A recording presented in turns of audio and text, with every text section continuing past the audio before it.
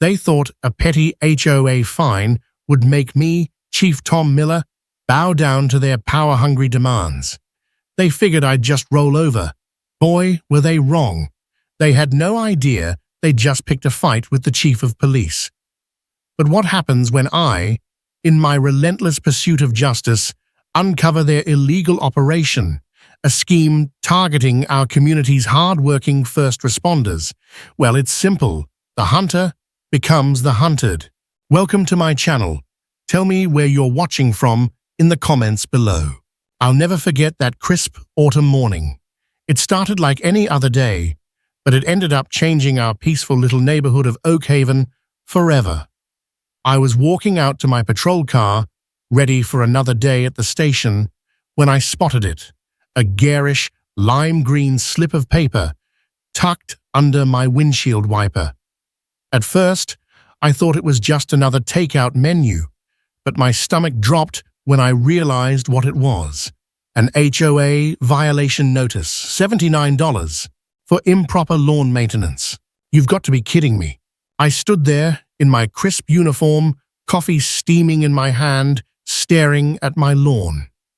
It looked exactly the way it had for the past 15 years I'd lived here. The grass was green, healthy, and recently mowed. Sure, maybe it wasn't perfect, not like a putting green, but it was neat and well-maintained. What was the problem? That's when I heard the unmistakable click-clack of high heels on the sidewalk.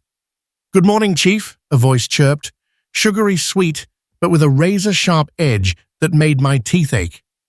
It was Brenda, our newest HOA board member.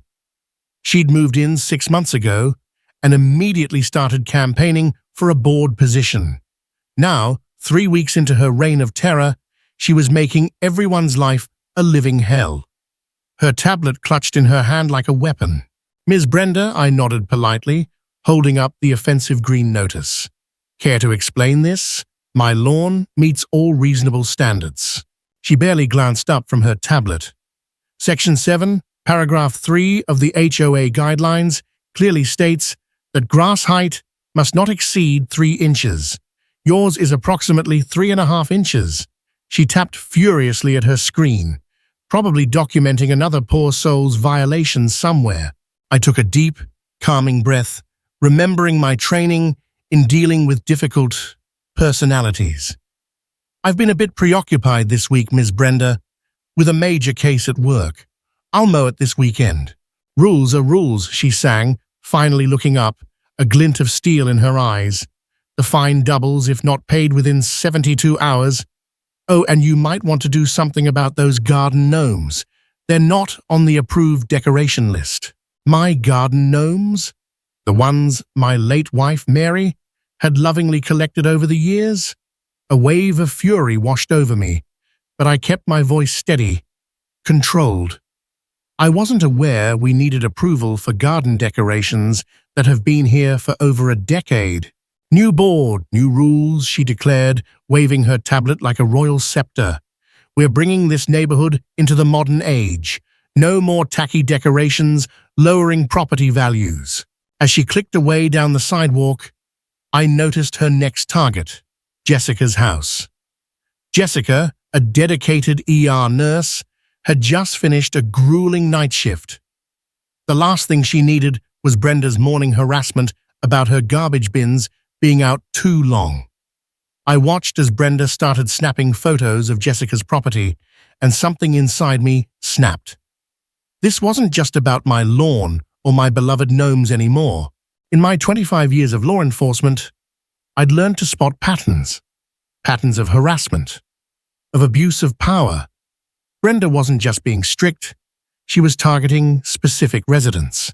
Back in my car, I pulled out my phone and started scrolling through the neighborhood Facebook group.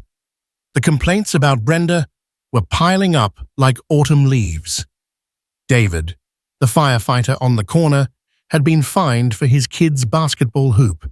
The elderly couple across the street, the Johnsons, received a violation for their unapproved rose bushes, roses they'd had for decades. Even Michael, the local elementary school teacher, had been cited for parking his car in his own driveway because it was deemed too old and unsightly. I was about to pull out of my driveway when I saw Brenda back at my house taking more pictures of my gnomes. She had no idea, but she'd just made a grave mistake. See, being chief of police had taught me one very important thing. Sometimes the biggest crimes aren't the ones that make headlines. They're the small injustices, the petty tyrannies, that chip away at a community's spirit. As I drove to work, my mind was already formulating a plan.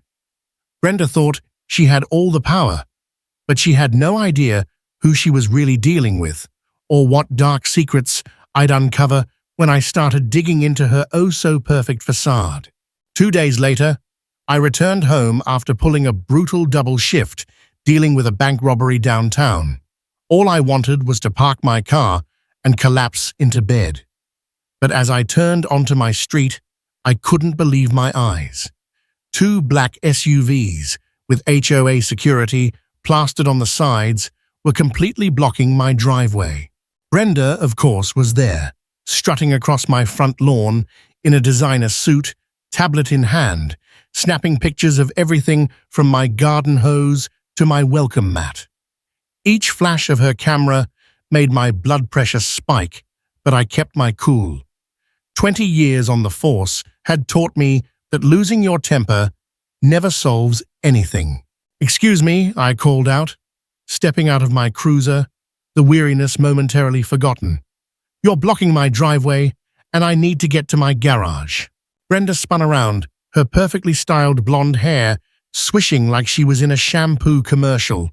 Well, if it isn't Chief Miller, our neighborhood's most persistent rule breaker," she sneered, tapping her tablet screen with a long red nail.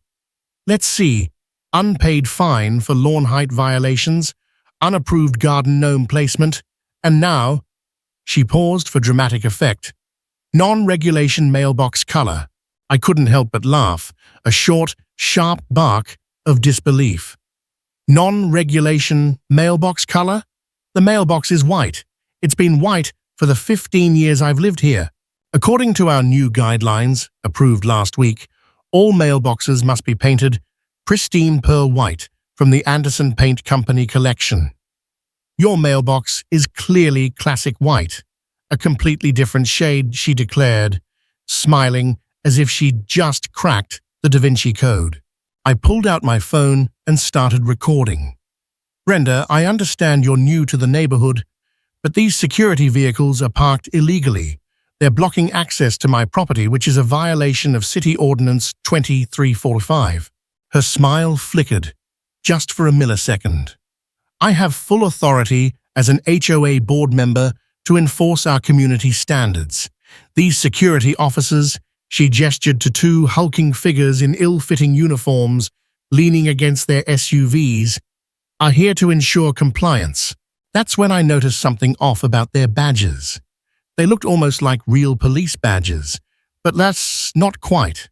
As chief of police, I knew every licensed security company in our jurisdiction, and Mitchell Security Solutions wasn't one of them. I took a deep breath, trying one last time for reason. "Look, I understand you're trying to maintain property values, but blocking someone's driveway over a $79 fine isn't just unreasonable, it's illegal. I'd hate to have to escalate this." Brenda's face turned the same shade as her nails. "Is that a threat, Chief Miller?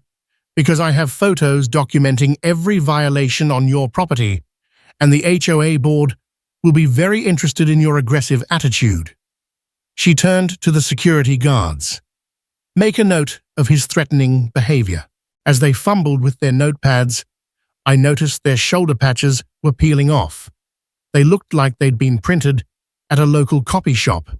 Something was definitely not adding up here, and my cop instincts were screaming. I pulled up the city's business license database on my phone, keeping one eye on Brenda as she continued her photographic assault on my property. 3 taps later, I had what I needed, or rather, what wasn't there.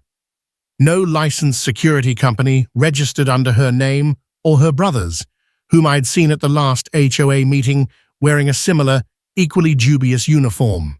Just then, Mrs. Garcia, my next-door neighbor, came rushing out of her house in her nurse's scrubs. "Chief Miller, I'm so glad you're here. They've been blocking my driveway too, and I'm late for my shift at the hospital." I watched Brenda's face closely as she heard the word chief. Her eyes widened, just a fraction, and her tablet nearly slipped from her grasp. But instead of backing down, she lifted her chin, defiant. "Your title doesn't matter here, Chief Miller. HOA rules apply to everyone equally. Now, if you'll excuse me, I need to document a few more violations before I process the additional fines for your uncooperative behavior." As she stalked away, clipboard clutched to her chest like armor, I knew this was far from over. In fact, it was just the beginning. I had a feeling Brenda's perfect little HOA world was about to get a lot more complicated, especially once I started looking into exactly how these new security measures had gotten approved. I never anticipated that a simple dispute over lawn height would unearth something so profoundly disturbing in our otherwise tranquil neighborhood. It all began when Jessica, the ER nurse who lives 3 houses down, knocked on my door at the ungodly hour of 6 a.m. She was still in her scrubs, her eyes red-rimmed and fighting back tears. She'd just endured a brutal overnight shift, dealing with the aftermath of a horrific bus crash, only to come home and find her entire front yard plastered with bright orange violation notices. "Chief," she choked out, her hands trembling as she held up the stack of papers. "They're threatening to put a lien on my house because my garbage bin was out for an extra day. I was working a double shift during the crisis." The sight of this dedicated nurse, who'd just spent 16 hours saving lives, being harassed over garbage bins, made my blood absolutely boil. But Jessica wasn't alone. As I started discreetly asking around, more stories, each more infuriating than the last, began to surface.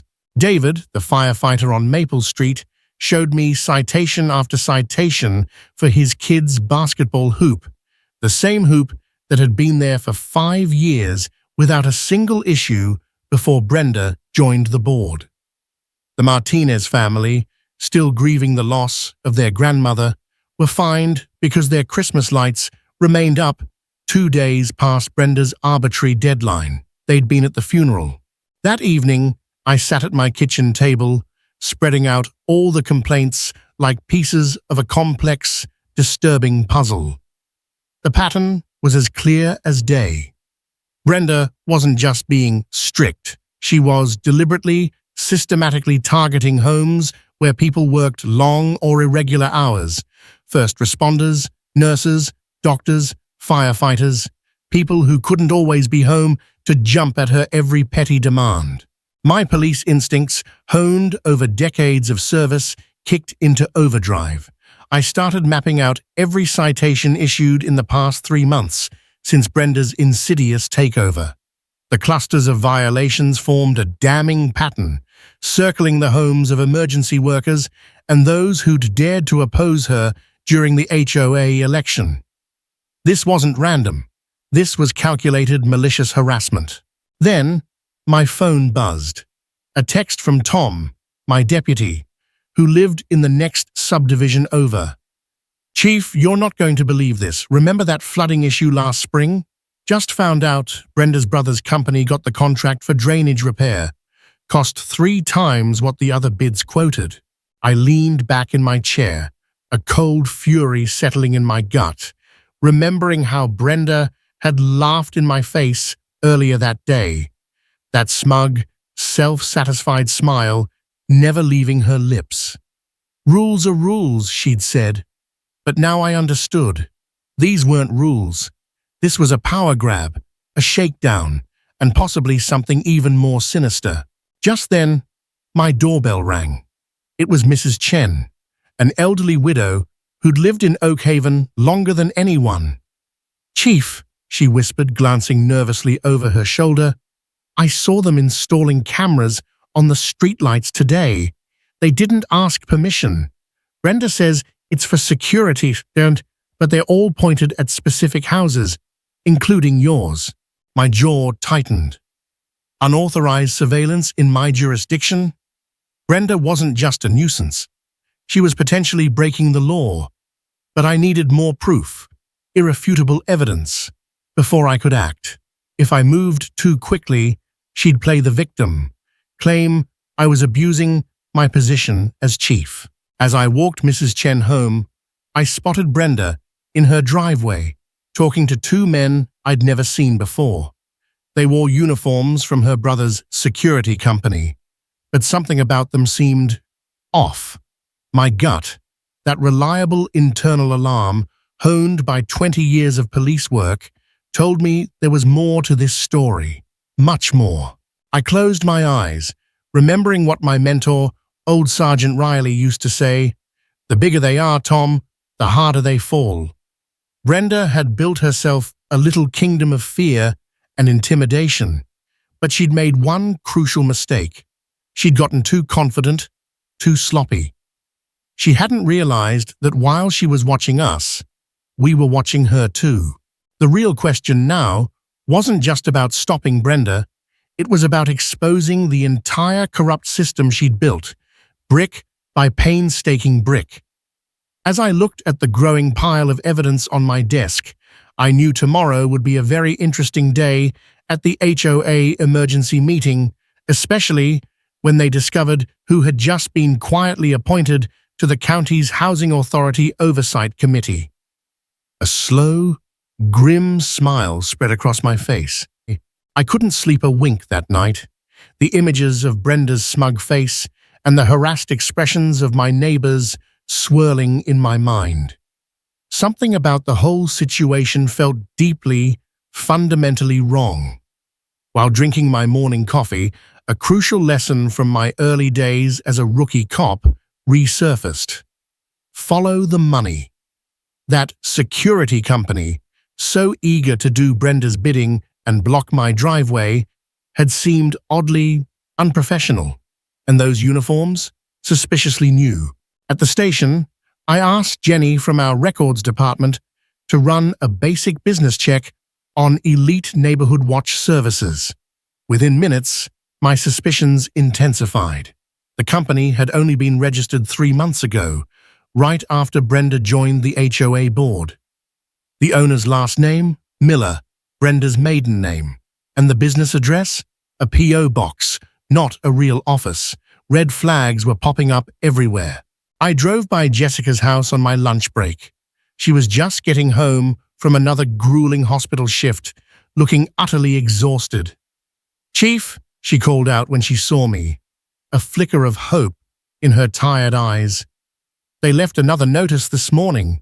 I can't keep paying these fines on a nurse's salary." She showed me a stack of violation notices, all signed by Brenda, all citing obscure HOA rules that seemed to specifically target working people. The injustice of it made my blood boil. Back at the station, I delved deeper into public records. Brenda's brother, Robert Miller, had a history of failed security companies in 3 different states. Each time, complaints had been filed about aggressive tactics and unauthorized vehicle blocking, but they'd always mysteriously disappeared before any real investigation could take place. This was starting to look like a pattern, a well-rehearsed routine. My next stop was the county clerk's office. The friendly clerk, Mrs. Rodriguez, helped me pull HOA registration documents from the last 6 months.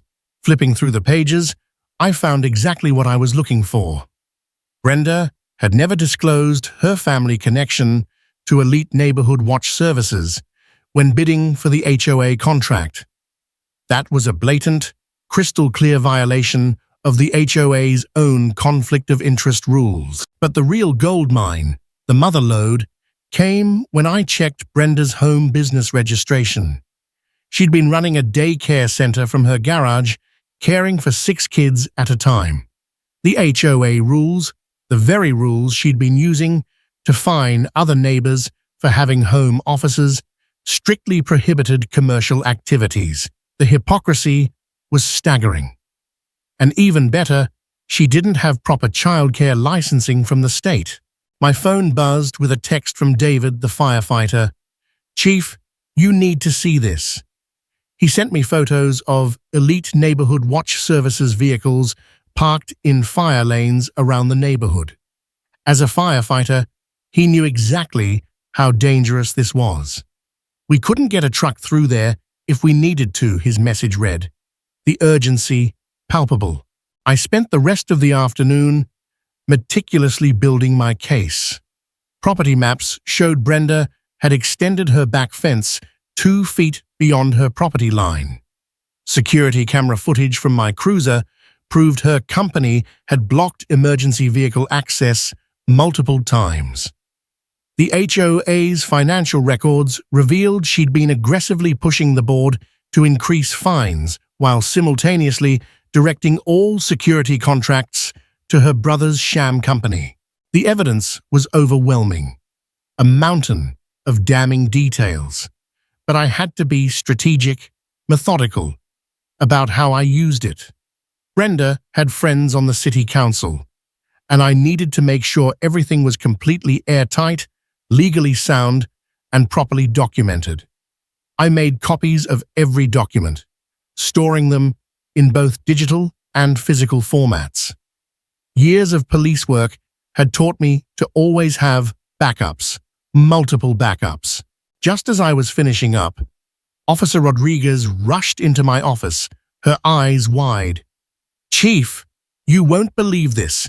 That security company tried to boot Dr. Thompson's car at the emergency room entrance. He was rushing in for a critical surgery." My blood, which had been simmering for days, finally reached a full, rolling boil, but I kept my voice calm, controlled. This was it, the final piece of the puzzle. I sat back in my chair, looking at the wall of evidence I'd painstakingly gathered. Brenda had no idea what was coming. In her arrogant rush to build her little kingdom of power, she'd left a trail of violations so blatant, so egregious, that it would shock even her most ardent supporters on the HOA board. The real question now was timing. When and how to present this information for maximum impact. A text message lit up my phone screen. It was from one of my sergeants. "Brenda just submitted a proposal for expanded security measures. Emergency HOA meeting called for tomorrow night." I smiled, a slow, predator's smile. The perfect moment had just presented itself. Sometimes, the best investigations are the ones where you let your target walk right into the trap they've so carefully set for others. Walking into that HOA meeting, my heart was pounding like a drum, but I kept my face a mask of calm composure.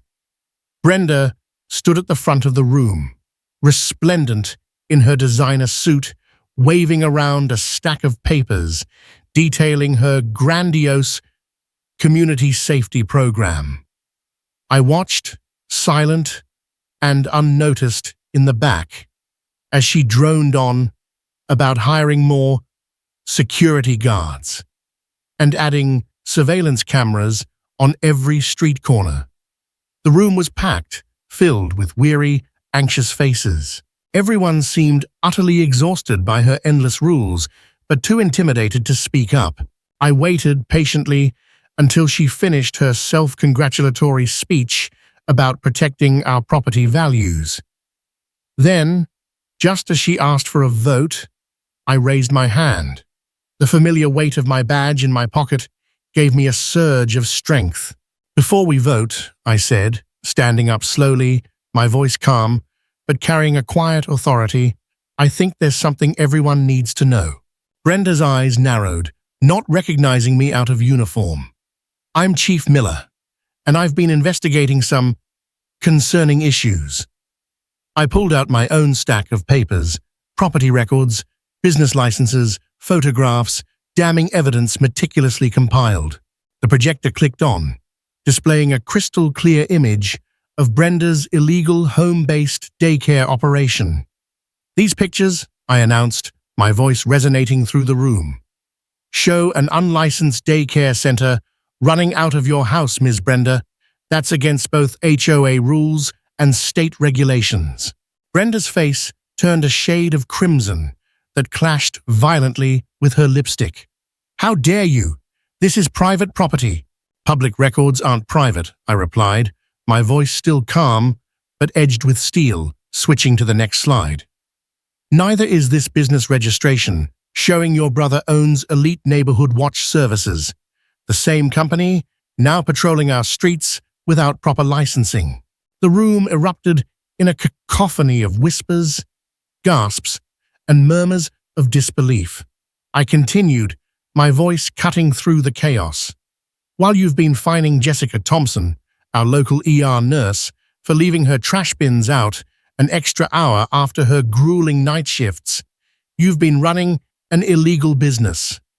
While you cited David Rodriguez's children for their basketball hoop, your security company has been operating without permits. While you harassed Mrs. Chen about, Mrs. Chen, bless her heart, stood up, her voice trembling but strong.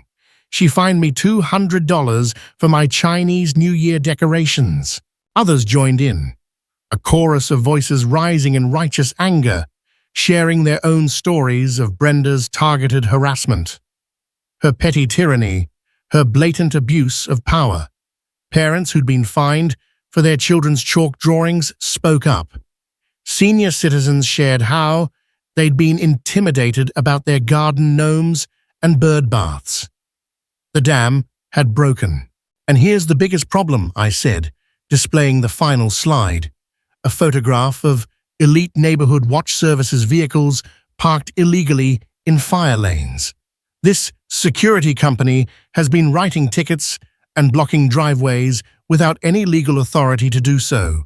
That's impersonating law enforcement, a serious offense. Brenda's carefully constructed mask finally shattered. You can't prove anything. I was making this neighborhood better. These people need rules. Rules apply to everyone, I replied, my voice unwavering, including you. The room burst into thunderous applause. Mr. Johnson, the HOA president, called for an emergency vote, and hands shot up across the room, a sea of unified defiance. Brenda wasn't just removed from the board. She was banned from ever serving again. As she finally pushed past the crowd, her face contorted with rage and humiliation, she turned back, tears streaming down her face. "This isn't over," she shrieked. But looking at our united, empowered neighbors, I knew with absolute certainty that it was. Sometimes justice wears a badge, and sometimes it just needs someone to stand up, speak truth to power, and say, enough is enough. I stayed late, helping Mr. Johnson begin the arduous process of refunding every single unfair fine. We uncovered over $15,000 worth of citations, each one more ridiculous, more egregious than the last. As we worked, neighbors kept dropping by with coffee, snacks, and heartfelt stories of relief. The sense of community, long suppressed by Brenda's reign of terror, was palpable, blossoming anew. The next morning, I drove to work, a sense of profound satisfaction washing over me. As I passed Brenda's house, a moving truck was already parked in her driveway. Her brother's sham security vehicles were gone, replaced by legitimate patrol cars, making sure the moving company had the proper permits. Irony, it seemed, had a wicked sense of humor. Word spread quickly through Oak Haven. People started coming outside again. Kids played freely in their yards without fear of arbitrary citations. Mrs. Johnson organized a community barbecue to celebrate the return of common sense, of basic human decency. But the best moment, the one that truly resonated, came a week later. I was watering my lawn, yes, it was exactly 3.5 inches tall, when Jessica's daughter, Lily, ran up to me with a handmade card. Inside was a crayon drawing of me, in my police uniform, standing in front of a rainbow-colored house. The message read, "Thank you for making our neighborhood happy again." That card sits on my desk at the station now, a constant reminder that sometimes the most important police work, the most meaningful acts of service, happen right at home. Our community learned a valuable lesson. It's not about having power, it's about how you use it. And as for Brenda, last I heard, she tried to join another HOA board 2 towns over. But somehow, miraculously, they'd already heard all about her experience with us. What did you think of this story? Let me know where you're watching from in the comments below. And don't forget to subscribe to the channel for more stories of justice, community, and the occasional rogue HOA.